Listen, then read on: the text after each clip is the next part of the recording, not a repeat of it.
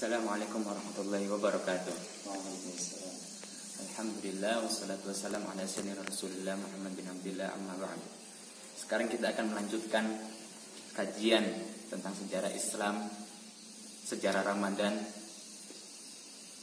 Kemarin setelah kita membahas kemerdekaan Indonesia dan wafatnya Mbah Hasyim Asy'ari yang jatuh pada kemerdekaan, jatuh pada 9 Ramadan, dan wafatnya Mbah Hasyim Asy'ari jatuh pada 6 Ramadan, dan dua-duanya pada hari Jumat.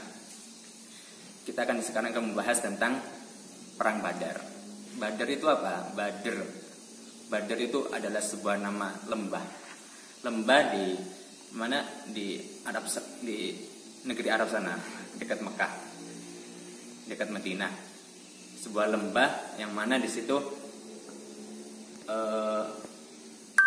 timbul kabar bahwasanya tentara Abu Sufyan, kafilah Abu Sufyan dagangan itu mau berlabuh di situ.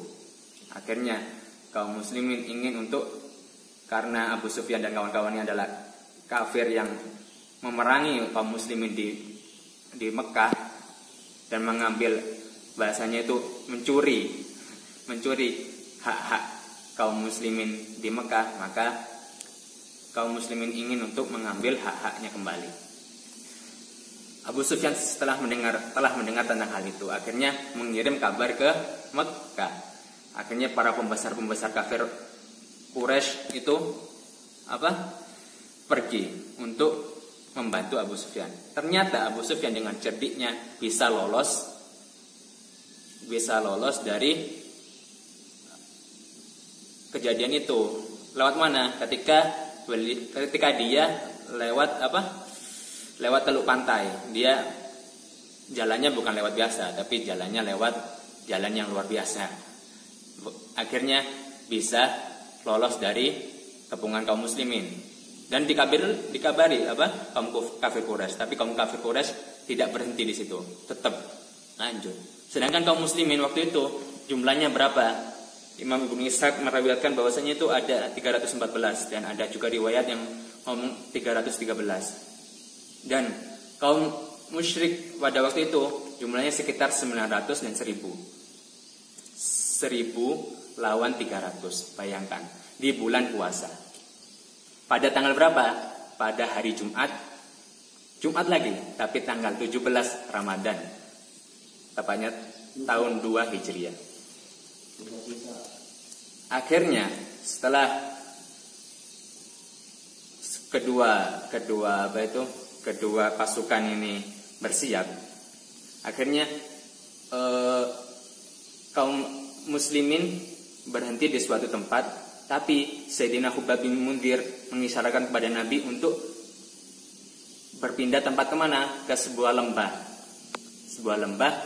tempat yang mana tempatnya itu dekat dengan sumur atau sumber air, dan mengisyaratkan untuk menutup sumur-sumur yang lainnya.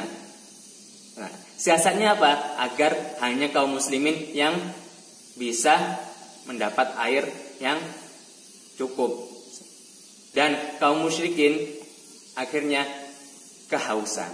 Itu siasatnya. Nabi SAW di malam Jumatnya itu bertadarruk. Beliau berdoa kepada Allah Subhanahu wa taala, karena kata beliau, Allahumma hadhi Quraisy qad aqbalat bi khuyalaiha wa fakhriha tahaddaka wa tukadzibu rasulak, Allahumma fanasruka alladhi wa'adtani, Allahumma ahinahumul wada. Ya Rabb, wahai Allah, Quraisy ini telah datang dengan segala kesombongannya untuk menantangmu dan menganggap Rasulmu itu sebagai sebuah kebohongan. Maka Nabi SAW berdoa untuk meminta pertolongan yang dijanjikan oleh Allah Subhanahu wa taala. Terus berdoa sampai sahabat-sahabat ini kasihan, ya. Disinilah letak sir atau rahasia untuk kita berdoa lama. Nabi itu berdoa dari tahun berapa di Mekah, baru diijabahi pas di perang Badar. Nah, akhirnya berdoa terus. Akhirnya pas pagi harinya Nabi SAW mau menyerang. Gimana kayak gitu? Serangannya kayak gimana? Nah, di kajian kali ini kan kita sudah belajar tentang kita harus berdoa walaupun gak diijabahi sekarang, mungkin setahun, 2 tahun, 3 tahun. Nabi aja berpuluh-puluh tahun, 20 tahun dari semenjak Nabi diutus umur 40 baru ini. Tahun beliau umurnya sekitar 50-an, 50 lebih. Baru diijabahi untuk memenangkan peperangan dengan kaum kafir Quraisy. Dan Nabi diajarkan untuk tidak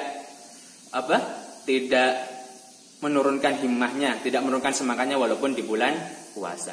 Nah, serangannya kayak gimana? Kita nantikan di kajian selanjutnya. Salam dakwah Jenius. Wassalamualaikum warahmatullahi wabarakatuh.